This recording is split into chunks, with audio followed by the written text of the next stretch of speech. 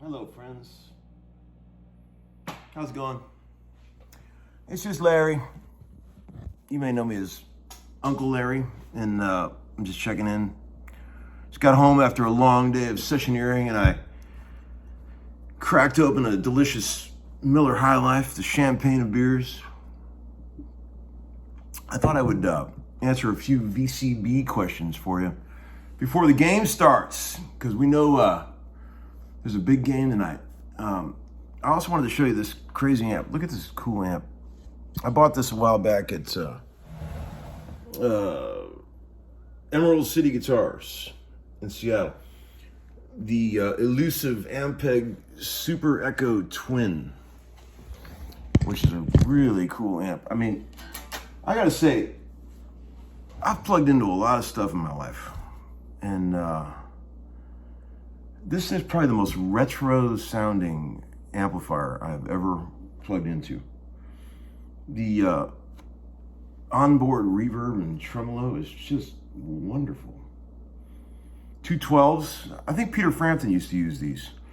It's a model ET-2. Sounded like shit when I was in the store. I saw it sitting in the corner, and I plugged it in. It didn't hardly work at all, and it was cheap enough. And I said to the guy, man, I always wanted one of these, but this one runs like shit. And he goes, yeah. What if I gave you a deal on it and we have our amp guy go through it before we send it to you? And I said, all right. Price is cheap enough. And I said, fine, I'll do that. And the thing showed up in the mail. I didn't know what to expect. As soon as I plugged in, I was like, damn, what a cool amp. It's got all these crazy features. Here, I'll show you. It's got 2 channels, right? So you can get like this switch in the middle that goes between both of these channels. You got accordion inputs, and the reverb is called Dimension, which is always cool. And it's got two old Jensens in it, 212 Jensens, and man, you had me at 212 Jensens. Okay, here we go for questions in the old VCB. The last thing I put up was the crazy funk jam, and thanks for all the kind words about that. And let's see what you guys said here. One guy said something interesting that I thought. A guy named Litmus Vinyl, he said, besides the obvious difference in skill level, I noticed that you don't scrape the beats in the rhythm guitar to keep time like us intermediate players do. Any suggestions on how to get rid of that bad habit? I'm not really sure what he means by scrape the beats. What does that mean? I do know that you know, when you're playing rhythm guitar, you know, you want to get, obviously want to get a pendulum swing going that gets uninterrupted. So, you know, you never want to break that thing, right? So like, even if you're playing all the upbeats, right?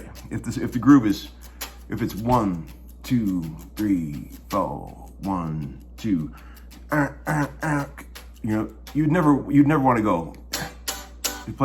You would want to play all those upbeats where they would normally fall in that pendulum swing, where your downstroke is beat 1. You know, 1, 2, 3, 4, 1. So when you play those upbeats, they're all upbeats, upstrokes, right? 2, 1, 2.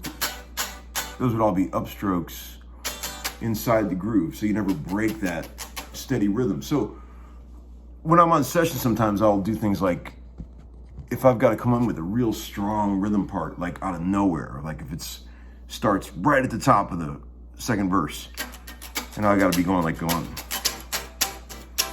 I'll be already doing it, warming up with the volume pedal down during the first chorus, but I'll be getting warmed up and getting my hands in that place, so that when the verse kicks in, I click the volume pedal down, I'm already in that groove, you know?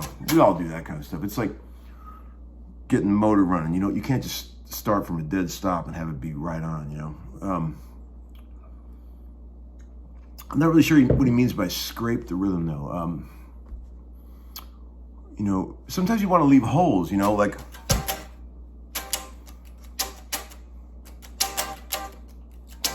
instead of having the 16th go through every part of it, you know. That must be what he means, but I don't know. Let's see what else we got. One guy said, do you use a tone knob to knock off highs? Yeah, of course. You'll notice on some guitars, the tone knob acts differently, you know, like I'm always using the tone knob and the volume knobs on guitars, and but they all seem to act a little different, you know, depending what kind of caps are in there and your tone control and stuff. So yeah, sometimes like on a Telly, I'll roll the tone down to 8, you know, if it's a little too glassy. And then, you know, you guys already know that I love to roll the tone down to 0 and do all kind of trippy, you know, keyboard type effects. I've told you that a million times. I could never play a guitar without tone controls. That would never work for me. Hey, great piece, Uncle Larry. Just curious, what are your thoughts on Fruit of the Loom t-shirts? I once got a Roger Waters t-shirt at a concert and they seemed thin. Not a fan. Fruit of the Loom don't make it. It's got to be Next Level, Canvas, Bella, Haynes Beefy T. Don't make it, boys. Neither does a Gildan. Let's see. Another guy said, thanks for the pickup insights. When I was talking about the Firebird pickups, he said, I like a little brightness from a neck humbucker. Absolutely. Most people do. I mean, nobody likes a real woolly, woofy neck pickup, you know? So I think that's pretty much standard guitar player thing right there, you know? Oh, sorry guys, I had to interrupt the video because a phone call came in, but let's pick up where we left off. One guy said, do you dream music?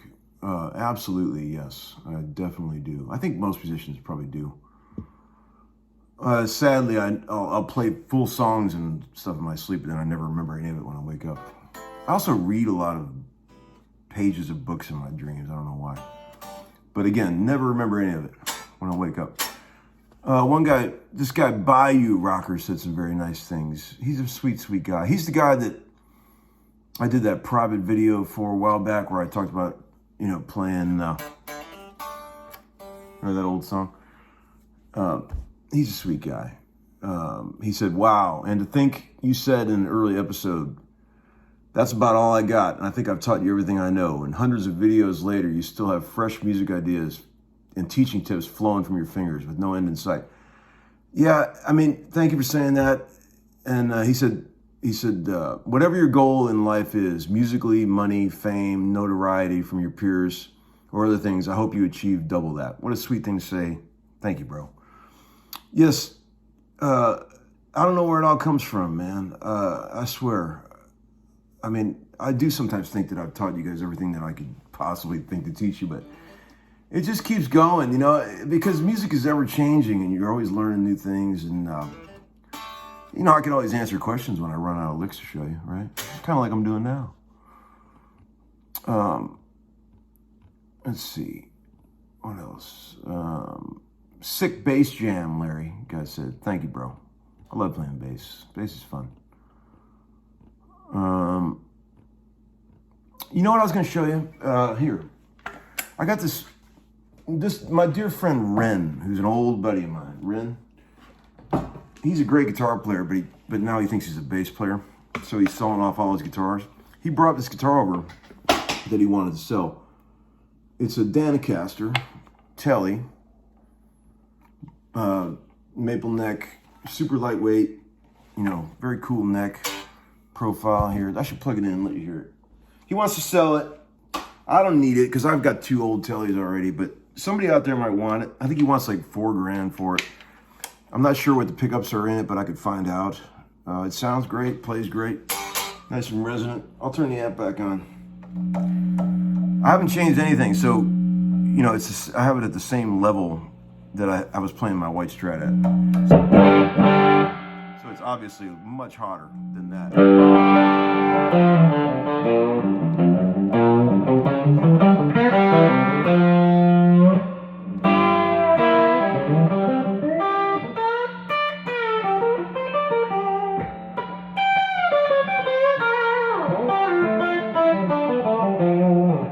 That's your bridge pickup, and here's the neck pickup.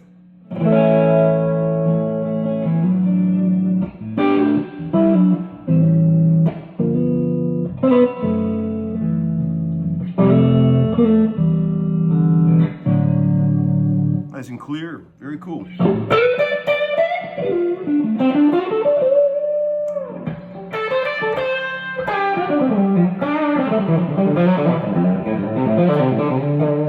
mean, in my mind, these Danacasters and the Jeff Sen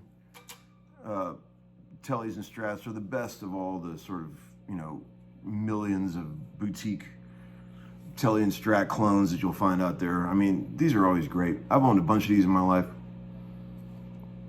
Very cool guitar. If you guys, I could put you in touch with this guy if you want to, you know, maybe work on pricing them or something. I think he said he wanted $4 for it. I'm not sure. I know they're kind of hard to find these days. I don't think Dan's making these anymore. But anyway, that's it. Just doing a buddy a favor there by telling you guys about that. I don't think there's anything else here in the VCB we need to get to tonight, but go Chiefs. And maybe I tried to find a moment maybe to, you know, check in from the session today, but you gotta wait for the right time for that. You never want to interrupt the flow, so maybe tomorrow I'll be able to do something like that. And I want to say this, what I really want to say is thank you guys so much for all the kind PayPal donations that you guys have made. It's been very cool, man. I really appreciate the sweet notes that you guys write. I'm glad you're getting something out of these lessons, and you know, I feel like there's some really honest, real, good stuff happening here, and I'm really happy with the way everything's going with the homeschooling community. You know, it's a lot of cool comments, a lot of cool people out there, and I hope you guys really are learning. And I'm glad. What I hear over and over is that I've inspired people to want to play again and practice more. And man, if that really is true, then my work here is done.